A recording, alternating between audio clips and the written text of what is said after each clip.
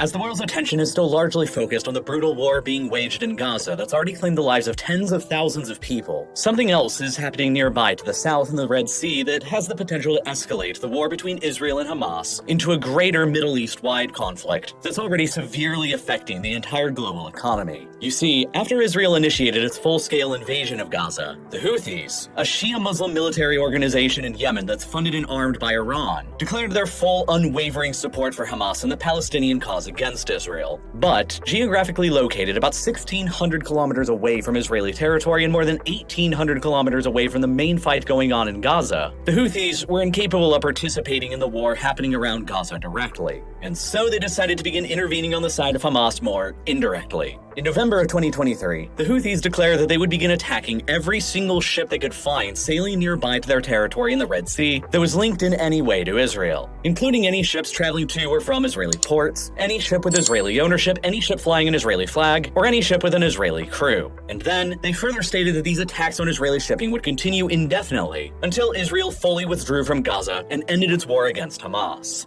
But there was a slight problem with the Houthis' plan. You see, the ownership structure of the globalized 21st century merchant shipping fleet is a very complicated business. Merchant ships very often travel between origin and destination in different countries. The ownership structure of the ship itself is often divided between multiple different nationalities that may have nothing to do with where the ship's origin or destination is. The flag of call that the ship flies may be completely different altogether, while the crew that's operating the ship may be of completely different nationalities from everything else as well. Determining which merchant ships operating on the world's oceans are considered Israeli or not is not as simple a task as it appears at first. But that didn't dissuade the Houthis from deciding to intervene anyway by attacking whatever ships they determined were Israeli. Their attacks began on the 19th of November 2023, with a brazen hijacking of an empty car carrier sailing through the Red Sea that was traveling from Turkey to India. The Houthis raided the ship with a helicopter that transported a heavily armed Special Forces squad onto the ship's deck, who quickly managed to subdue the ship's crew and rerouted it back to the Houthi-controlled port of Hodeidah in western Yemen. The ship was called the Galaxy Leader, and its registered owner was a company known as Galaxy Maritime Limited, that's based in the Isle of Man, a UK dependency. The ship was being chartered by a Japanese company, its flag of call was based in the Bahamas, and its 25 crew members hailed from the Philippines, Romania, Bulgaria, Ukraine, and Mexico. The only connection that the ship had to Israel was that the company that owned the ship, Galaxy Maritime Limited, was further owned by another company known as Ray Car Carriers, which is a business that's co-owned by a well-known Israeli businessman and billionaire named Abraham Ungar, who has a current net worth of approximately $3.25 billion US. Based on that, the Houthis decided that the ship was fair game to attack and hijack, and it would be far from the last. In the weeks and months that have followed after that initial attack, the Houthis have unleashed a torrent of hundreds of missiles and drones and launched further hijacking attempts against dozens of merchant ships caught sailing through the Red Sea. Merchant ships that have been linked to dozens of countries from all around the world. And the missiles, drones, experience, and intelligence that they've received to launch all of these attacks have largely all come from a single source. Their biggest patron, the Islamic Republic of Iran. Iran has spent years carefully cultivating the Houthis from a ragtag group of militia into a legitimately dangerous state-like military force, with a massive arsenal of guided anti-ship missiles and swarms of cheap explosive kamikaze drones that they can use to overwhelm maritime anti-air defenses with through sheer numbers. Backed by Iran, the Houthis have arguably become the most dangerous and heavily armed piracy force in modern history. And unlike the pirates before them, they used to launch out from Somalia and raided commercial shipping in the Arabian Sea. The Houthi pirates control a significantly more advantageous geography to wreck the global economy from. They currently dominate the northwestern third of Yemen's territory, including most of Yemen's population and most of Yemen's coastline along the Red Sea, which gives them direct access to launching hijacking ships, missiles, and drones into one of the world's most critical arteries of globalized trade. The Red Sea itself can be thought of as the primary maritime passageway between Asia and Europe, and the passageway is bounded by two narrow gates on either side of it that regulate access through it. The Bab al-Mandab Strait in the south between Yemen and Djibouti, and the Suez Canal in the north that runs across Egypt. The route between these gates across the Red Sea is a part of the shortest possible geographic route for merchant ships to take traveling between Asia and Europe. And so it's the preferred route of choice for container ships carrying manufactured goods and raw materials from places like China, Japan, South Korea, Taiwan, and India to take when transporting their goods to the huge European consumer market. And from another perspective, this trade route is also a major artery for the flow of global energy resources from origin to consumer, like oil and gas from places like Russia, Kazakhstan, and Azerbaijan towards Asia in one direction, and oil and gas around the Persian Gulf towards Europe in another direction.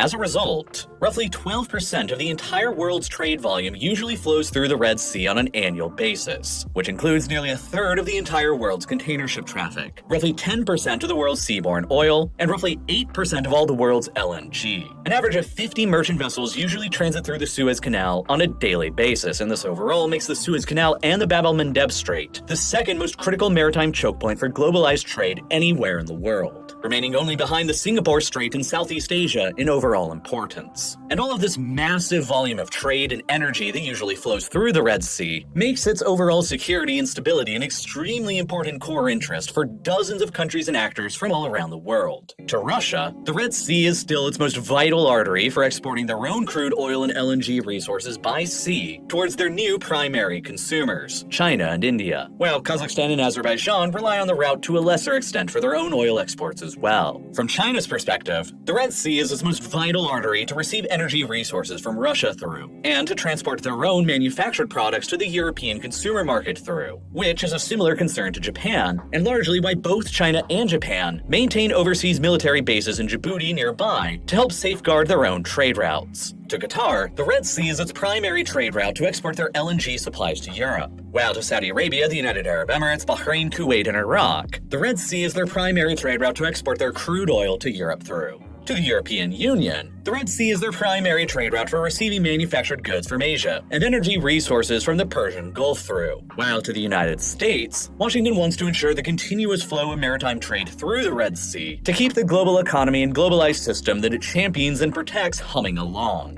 And Egypt, as the controller of the Suez Canal that regulates all of this trade, stands to arguably benefit the most when the trade is running smoothly, and lose out the most when the trade isn't running smoothly. Egypt's Suez Canal Authority is the guardian of the canal, and they charge various fees and tolls on every ship that passes through it, as ships usually have no other alternative. The only other possible geographic choice the ships can take to travel between Asia and Europe is the much longer way all the way around the entire African continent, around the Cape of Good Hope, a route that usually adds anywhere between 7 and 10 days of travel time and significantly higher cost for ships to take. Under normal circumstances, the tolls and fees that Egypt charges on ships passing through the Suez Canal are still much cheaper than the alternative of sailing around the whole of Africa. And it's also usually one of the Egyptian government's largest sources of revenue. As the world began recovering from the logistical supply chain bottlenecks that were caused by the COVID-19 pandemic, an all-time high record number of ships passed through the Suez Canal during the fiscal year between June of 2022 and June of 2023. 25,887 ships took the journey, which also netted Egypt an all-time high annual revenue from the Suez Canal, about $9.4 billion US. About enough to help fund 10% of the entire Egyptian government's operating budget. And this is all in addition to the fact that many countries can only import their goods from abroad through the Red Sea. The only maritime ports that Jordan, Sudan, and Eritrea have are all just located on the Red Sea, while Djibouti's port nearby to the Red Sea in the Gulf of Aden currently supports roughly 95% of landlocked Ethiopia's trade volume. And so, the safe, secure, and reliable flow of trade continuing through the Red Sea is extremely important to all of these dozens of countries from all around the world, both near and far from it. But unfortunately, the Red Sea has always existed within one of the most geopolitically turbulent regions in the world, and ships are also at their most vulnerable when transiting through either side of the narrow gates on either end of it. Both the Suez Canal in the north and the Bab el-Mandeb Strait in the south can be blockaded intentionally or even accidentally, and when they are, the Red Sea passageway for global trade comes to a complete halt. This has happened twice before in fairly recent history. Once for a long period of 8 years when the entire Suez Canal in the north was shut down between 1967 and 1975, during the Arab-Israeli Wars, after Israel secured control over the entire Sinai Peninsula, and in the process, the Suez Canal itself became an active frontline war zone dividing Egyptian and Israeli zones of control for those 8 years until Israel agreed to return the Sinai Peninsula back to Egypt. And another much shorter time when the canal became closed once again much more recently and much more memed about in 2021, when a container ship known as the Ever Given got blinded during a sandstorm when transiting through the Suez Canal and crashed, blocking the canal's entire width. For 6 days and 7 hours, the ship blocked all passage through the Suez Canal like a cork stuck in a bottle, and dramatically slowed down trade between Europe, Asia, and the Middle East. Hundreds of trade ships carrying nearly $10 billion worth of goods became bottlenecked. Many ships decided to give up and rerouted the long way around Africa, and once it was freed, the Egyptian government initially demanded more than $1 billion in compensation from the Ever Given's owners. And then on the other side of the Red Sea, the Bab al-Mandab Strait is merely 23 kilometers wide at its narrowest point, and so it basically functions more like a two-lane highway for merchant ships, with one highway running south and the other running north. A single ship can't really get stuck and block the strait in the same kind of way that it can in the Suez Canal. But the Bab al-Mandab Strait is located in a far more precarious neighborhood. Right now in 2024, there are still ongoing violent civil wars raging all around the strait, in Yemen, Sudan, Somalia, and Ethiopia, that just over the last few years have likely resulted in the deaths of more than 1 million people. While Eritrea is ruled by a ruthless dictatorship that is often considered to be on the same scale of totalitarianism as North Korea. Djibouti alone exists as arguably an island of stability within this maelstrom of chaos. And that's why foreign countries from all around the world maintain significant military bases in the country to protect their own national interests, from China and Japan to the United States, France, and Italy, and probably shortly Saudi Arabia as well, while the United Arab Emirates maintains another base nearby in the self-declared state of Somaliland. And Russia is attempting to acquire a former United Arab Emirates military base in Eritrea, here at Assab, directly adjacent to the strait. For years, the biggest threat that was facing shipping going through the Bab al-Mandab Strait were the Somali pirates, who raided merchant vessels mostly for money, hostages, and ransoms in the Gulf of Aden and in the Arabian Sea. A problem that lasted well into the 2010s until it finally began dying down after 2017, as maritime patrols from the American, UK, French, Russian, Chinese, and other international navies began conducting better patrols and better escort missions of merchant shipping through the region that dissuaded the pirates from launching any further attacks that could disrupt the global economy. But now, the Houthis in Yemen are the ones launching dozens of attacks on this critical global trade artery, and it's already been severely affecting the worldwide economy. The Houthi movement, which is officially known as Ansar Allah, which translates to Defenders of God, arose out of Yemen's Zayidi Shia Muslim community, who make up about 1/4 of Yemen's overall population, and are native to the hills and mountains of Yemen's northwest, immediately opposite of Saudi Arabia's own largely Shia Muslim community, immediately across the border. Formed with militant opposition to the United States, Israel, and the Saudi monarchy's influence in the Middle East in mind, the Houthis sought closer relations with Iran, while their official motto and flag have never left any doubt as to where they stand politically and ideologically. It reads from line to line, translated into English, as "God is the greatest, death to America, death to Israel, a curse upon the Jews, victory to Islam."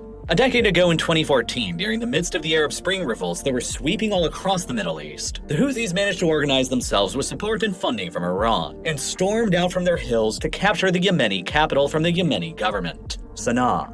From there, the Houthis managed to expand their territorial control even further across northwestern Yemen, while the president of Yemen at the time fled the country towards Saudi Arabia. At his own request for a foreign intervention to restore his own authority and crush the Houthi rebellion, Saudi Arabia decided to militarily intervene in Yemen's civil war beginning in 2015. The Saudis, along with many other Arab states, all supplied with arms and finances from the United States, then launched Operation Decisive Storm into Yemen. The Saudis were terrified that if the Shia Houthis were victorious in Yemen, they could exploit their geographic position to blockade the Bab al-Mandab Strait in unison with their Shia supporter Iran's ability to blockade the Strait of Hormuz, a situation that would immediately crash Saudi Arabia's entire economy. That's overwhelmingly reliant on exporting their crude oil to customers in Asia. If both choke points were shut down, the Saudis would be forced into a situation where they could only continue selling their oil to their biggest customers by exporting their oil the long way to the north through the Suez Canal and then all the way around Africa, which would make their oil significantly more expensive for Asian consumers to buy and would make Saudi oil far less competitive, which would mean that they would sell a lot less of their oil, and Saudi Arabia's finances and government would each become devastated.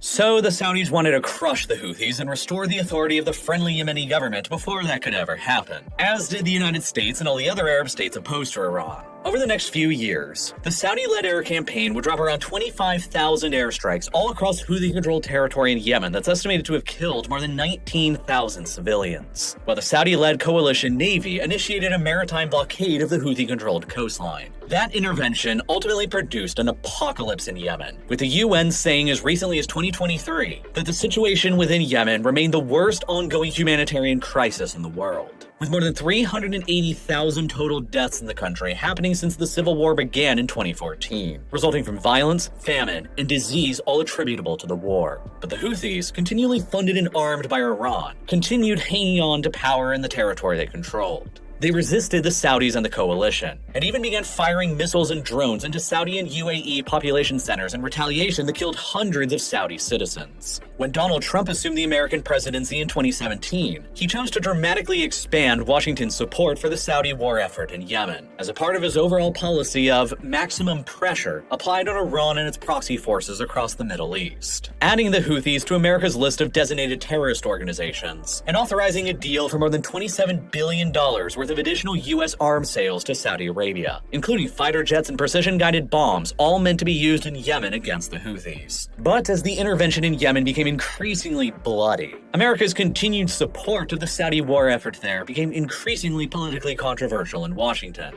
and increasingly linked to Donald Trump personally. Joe Biden vowed that after assuming the presidency in 2021, he would completely reverse Trump's course in Yemen and end all of America's involvement in the country, which culminated quickly with Biden's declaration in February of 2021 that the United States would be halting all of its support for Saudi Arabia and Yemen, and that the Houthis would be removed from America's list of designated terror organizations. This abrupt end of America's support for the war in Yemen under Biden, and the fact that the Saudis had blown through an estimated $265 billion before then, just on arms trying and failing to destroy the Houthis, kind of forced the Saudis' hand into beginning to search for an exit strategy from their war in Yemen. A ceasefire agreement between the Houthis and the Saudi-backed Yemeni government was agreed upon in April of 2022. That's generally held ever since, with only minor flare-ups of violence as the Saudis and Houthis have continued on negotiations, trying to find a final peace settlement. This relative calm in Yemen ever since the April 2022 ceasefire has given the Houthis time to consolidate their control over the area they rule in northwestern Yemen, an area that represents only about a quarter of Yemen's total territory, but more than 2/3 of Yemen's total population, or about 24 million people, and Yemen's capital city. The Houthis therefore control more of what makes Yemen Yemen than the internationally recognized Yemeni government that's backed by Saudi Arabia does. And the relative peace for the past 2 years during the ceasefire has likely enabled them to covertly import huge volumes of additional missiles and drones from Iran. And so now, with the massive ongoing war between Israel and Hamas having exploded in Gaza, Iran has been seeking ways to assist Hamas by steadily increasing the pressure being applied on Israel without directly attacking them and starting an all-out war. And perhaps the best way that Iran has been able to do this has been by nudging the Houthis to begin launching their attacks on merchant shipping across the Red Sea. You see, as the Houthi missile and drone attacks on dozens of merchant ships in the Red Sea began really accelerating in December of 2023 and became increasingly indiscriminate after the Galaxy Leader hijacking incident, the wartime risk insurance premiums that maritime insurance companies charge for all ships sailing through the Red Sea began to skyrocket. Major shipping companies from all around the world then faced with these rapidly increasing insurance premiums to cover their ships and cargoes operating in the Red Sea, and the accompanying legitimate risks of seeing their expensive ships and their cargoes getting damaged or sunk, or their crew members getting killed, quickly began making announcements one after the other that they would begin suspending all of their maritime operations through the Red Sea and the Suez Canal until further notice. These announcements have by now come from most of the world's most significant container shipping companies like Maersk, MSC, Evergreen, CMA, CGM, hapang-lloyd, and Costco, which together represent more than 95% of all the container volume that usually travels through the Suez Canal. In addition, many major oil and gas companies have also announced their indefinite suspensions of sending oil and gas tankers through the Red Sea or the Suez Canal, including BP and the Norwegian state-owned oil company Equinor. As a result, the world is now facing a third Suez crisis after the 1967 and 1975 one, and after the 2021 one. Just by the end of December in 2023, more than 300 container ships and many more tankers, car carriers, and other merchant vessels had already decided to divert away from the Red Sea and the Suez Canal and travel the much longer way around Africa. A route that adds, on average, 7 to 10 days more travel time for ships plying the trade route between Asia and Europe, and in many cases, significantly longer. Because this route is a much longer distance, the ships that travel it have to consume more fuel, while the crews that operate them must be rotated out more frequently and have to be paid longer hours, which contributes to the Cape of Good Hope route usually being about 15% more expensive to take when compared with the shorter Red Sea and Suez Canal route, even after considering the tolls and fees that Egypt charges. That means that with more and more ships diverting around the Red Sea, those 15% higher average shipping costs are going to be gradually getting passed on to consumers, which, if it continues getting worse and persists, will steadily begin piling on inflationary pressures on just about every product all around the world. And even worse, the extended length of time that these ships are going to have to spend out on the ocean traveling the longer routes between Europe and Asia is expected to absorb around 20% of the entire global merchant fleet's capacity, which, of course, is just going to lead to even more shipping delays and even higher costs and a worldwide cascading avalanche of inflation for pretty much every single product you can think of the longer the Red Sea route remains closed for. And there are many secondary, less thought of issues that can eventually spiral out of control the longer the Red Sea is shut down to international shipping for like this. In a sense, the Houthi attacks shutting down the Red Sea have hurt Israel, as they've effectively managed to completely shut down the southern Israeli port of Eilat, which is Israel's only non-Mediterranean port that's on the Red Sea. But Eilat is tiny from Israel's perspective. It usually only handles a mere 5% of Israel's total maritime trade, while Israel's much larger Mediterranean ports of Ashdod and Haifa handle the overwhelming majority and remain open for business. The cost of Israeli imports are rising as a result, but the situation is hardly putting Israel under a blockade. The situation is very different for other third-party countries, however. As I mentioned previously, the only maritime ports that Jordan, Sudan, and Eritrea each have are all only located on the Red Sea. And so, for however long the Red Sea remains largely shut down for, all three of these countries will remain virtually landlocked. And all three of them are already in pretty unstable conditions, that are already either actively imploding as I speak or on the precipice of it. Sudan is already locked in the middle of a devastating civil war that has likely killed tens of thousands of people and displaced millions more just since 2023. Jordan is facing the danger of increased instability in the neighboring Israeli-occupied West Bank, while Eritrea is facing two ongoing civil wars happening immediately across their borders in both Sudan and in Ethiopia. If these countries, and especially if Sudan, remain blocked off from most of their maritime imports of resources for long, their own instability levels could also increase. Overall, by attacking whatever merchant shipping they can find within the Red Sea, the Houthis are generating a worldwide level of pain that can maybe be tolerated for a few weeks to a few months, but it's a situation that likely cannot be tolerated for very much longer. As the Houthi attacks continue, worldwide shipping will continue diverting the long way away from the Red Sea and around Africa. Products, raw materials, and energy resources will continue to get more expensive as a result, and global inflation will begin ratcheting up again, which means that Iran and the Houthis are probably both hoping that their attacks and the economic consequences they cause here will eventually begin increasing Western pressures on Israel to end its war in Gaza, and to keep Hamas still intact without them having to escalate all the way to full-blown war. The Houthis have claimed that if Israel withdraws from Gaza and makes peace with Hamas, then their attacks in the Red Sea will also stop immediately afterwards. But the Israeli government of Benjamin Netanyahu here has repeatedly stressed that regardless of any international pressure, their war aims against Hamas remain unchanged. They will continue fighting until Hamas as an organization and government in Gaza is completely dismantled and destroyed, with Netanyahu himself saying in early January of 2024 that Israelis and the world should expect the war to be a long one that will continue on for at least several more months to come. And consequently, the world should expect the Houthis to continue launching their own attacks and raids on merchant shipping in the Red Sea for just as long.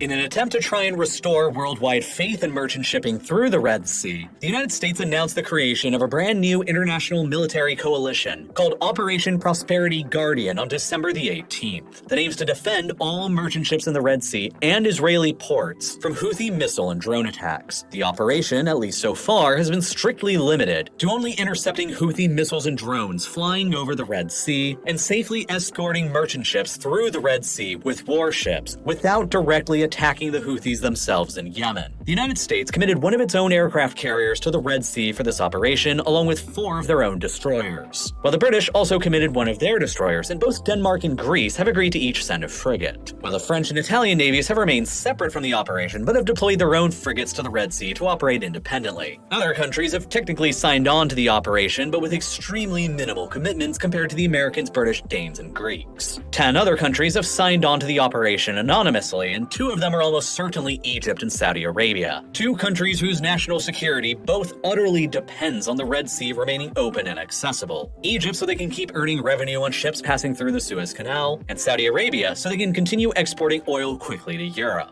But there are also 2 Muslim-majority countries who don't exactly want to be publicly viewed by their own people right now as assisting the United States fighting against an organization that proclaims it is fighting for the Palestinians against Israel. They don't want to be viewed in any way as assisting Israel, even if it's in the name of their own national interests. Since going into operation, the warships of Prosperity Guardian operating within the Red Sea have already shot down dozens of Houthi drones and missiles fired in merchant vessels. And, encouraged by the progress, both Maersk and hapang-lloyd cautiously announced on the 24th of December that they would begin resuming their shipping operations through the Red Sea and the Suez Canal again. But then, just 9 days later, disaster struck again. On the 2nd of January 2024, a Maersk container ship traveling through the Red Sea was struck by a Houthi missile before 4 small Houthi ships sailed towards them and attempted another hijacking. The Maersk ship radioed a distress call, and the U.S. aircraft carrier in the region responded by dispatching helicopter gunships to intercept the Houthi pirates. Once they arrived, the American helicopters opened fire on the Houthi boats and sank 3 of them, killing 10 of the Houthi pirates who were on board, and marking the first time that the Americans and the Houthis engaged directly in combat. The same day, both Maersk and hapang-lloyd announced that they were once again suspending all of their travels through the Red Sea and the Suez Canal, and they would begin only taking the longer and more expensive route around Africa. Furious, on the following day, on the 3rd of January, the White House released an ominous joint statement with many other governments from all around the world that, at the end, reads, quote, "Let our message now be clear. We call for the immediate end of these illegal attacks and release of unlawfully detained vessels and crews. The Houthis will bear the responsibility of the consequences should they continue to threaten lives, the global economy, and free flow of commerce in the region's critical waterways. We remain committed to the international rules-based order and are determined to hold malign actors accountable for unlawful seizures and attacks." End quote. As it stands now, America and the Biden administration arguably have only 4 possible options for how to proceed with this dangerous situation. 1. America could choose to simply do nothing. Let the Houthi attacks on merchant shipping in the Red Sea continue as long as Israel's war in Gaza continues, and suffer the worldwide negative economic consequences and pressures that will follow during a critical presidential election year. 2. The United States can begin applying tougher pressures on Israel to begin winding down its war in Gaza, and hope that that ends the Houthi attacks on merchant shipping diplomatically. Israel, however, will probably not accept this peace unless the pressures from Washington begin growing significantly tougher, which could strain Israel-US relations. 3. America can increase the number of warships that it has deployed to the Red Sea as a part of Operation Prosperity Guardian, in order to cover a larger area and escort more merchant vessels. Unfortunately, this option has a lot of cons from Washington's perspective. Many countries, for a variety of reasons, have refused to send warships to the Red Sea even after being requested to do so by Washington, like Australia. America itself has few surplus warships to spare right now here to the Red Sea while it's trying to maintain a permanently large naval presence in the Western Pacific around Taiwan to dissuade a potential Chinese amphibious invasion from ever happening. And the warships that America already has deployed to the Red Sea fire advanced guided missiles that cost millions of dollars each to intercept the clouds of cheap Iranian-manufactured drones that only cost a few $1,000s to build. If the Iranians and the Houthis continue maintaining their heavy pace of cheaper drone and missile attacks on the merchant ships, and the American Navy continues shooting them down with their much more expensive missiles, the cost that will be borne on the U.S. Defense Department will likely rise into the tens of billions of dollars within only a matter of months. A tough pill to swallow while Washington is simultaneously struggling to provide more funding and arms directly to both Israel's war against Hamas and Ukraine's war against Russia. And then there's option 4, the most dangerous option of all, but the one that's appearing increasingly likely to happen by the day. Ordering a direct US air campaign to bomb the Houthi bases in Yemen to try and destroy, cripple, or deter their ability to continue launching attacks on merchant shipping in the future. But this option carries with it a series of extremely high risks that need to be considered beforehand. First of all, an American bombing campaign against the Houthis greatly risks shattering the fragile ceasefire across Yemen that's been in place ever since April of 2022. Would the Houthis' political enemies that are still on the ground in Yemen, like the Saudi-backed government or the United Arab Emirates-backed separatist southern government, really all be expected to just sit back and do nothing while the Houthis get blasted from the air by the United States? There would become an enormous incentive for them to renege on the ceasefire and begin launching renewed ground offensives against the Houthis again. And if the situation got worse for the Houthis from there and they seemed like they were imminently about to collapse, would their primary backer Iran then be expected to also just sit back and watch them collapse without doing anything? Iran could, and likely would, then choose to escalate the pressure on the United States and Israel even further by ordering their militias in Syria to attack Israel in the Golan Heights. Or even order Hezbollah in Lebanon to open up a massive second front line for the Israelis in the north of their country that the United States would be forced to divert attention away from Yemen and the Houthis to deal with. And then, of course, bombing the Houthis without attacking the source of where they're actually getting their weapons from does nothing to prevent them from simply acquiring even more weapons over and over again that will keep having to be destroyed over and over again. Iran can, and likely will, just choose to continue sending weapons to the Houthis even if the United States is bombing them. But if America decides to attack Iran's supply lines that are running to the Houthis, then it risks escalating the US bombing campaign on the Houthis into a direct US-Iran war that both sides almost assuredly truly want to avoid. And partially for those reasons, the United States might choose to carry on with the same cautious approach towards the Houthis that they've so far been maintaining. A cautious approach that is no doubt being championed by Saudi Arabia. Ever since the Biden administration ended America's support for the Saudi intervention in Yemen back in 2021, the Saudis have been desperately trying to find a way to pull themselves out of their costly war. Peace negotiations between the Saudis and the Houthis have been ongoing ever since, with the Saudis reportedly offering concessions, such as allowing more direct flights to open up to the Houthi-controlled capital, an easing or even ending of the still ongoing Saudi naval blockade, and, perhaps most critically, an offer by the Saudis to help facilitate payments and salaries of Yemeni public sector employees working within the Houthis-controlled territory. But as American officials in the US Congress openly demand that the Houthis be re-added back to the list of designated terrorist organizations, and as the US and British militaries are each apparently considering launching airstrikes, the Saudis are worried that their peace negotiations will fall apart. How, after all, could the Saudis help to facilitate payments to the Houthis if they become a US-recognized terrorist organization once again and become suffocated underneath American economic sanctions? And if the United States does end up deciding to militarily intervene more forcefully against the Houthis, there is fairly recent historical precedent for such an operation.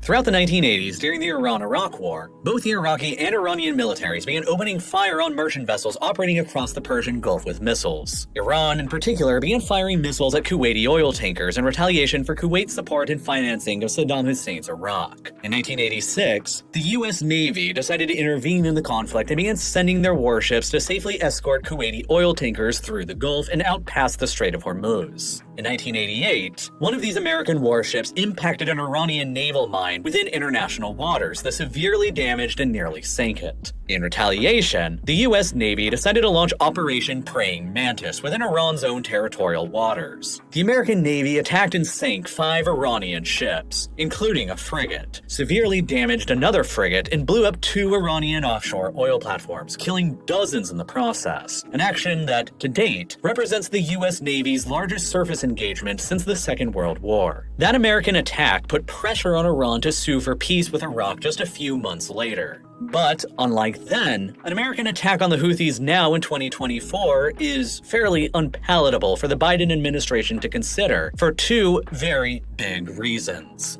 One, the Biden administration doesn't want to be viewed as expanding the war between Israel and Hamas in Gaza into a regional Middle East-wide war, and an American bombing campaign against the Houthis in Yemen would inevitably become widely viewed as an American declaration of war against the Houthis in support of Israel, which would carry further risks of the war escalating even further to potentially include Hezbollah in Lebanon or Iran itself. And second, Biden's entire foreign policy stance ever since taking over as president in 2021 has revolved around ending America's presence and forever wars in the Middle East, in order to pivot towards facing the perceived greater threats of China in the Indo-Pacific and Russia in Europe. Almost immediately after Biden took office, he ended America's support for the Saudi war in Yemen. He removed the Houthis from the list of designated terrorist organizations. He finally withdrew all American forces from Afghanistan after 20 years.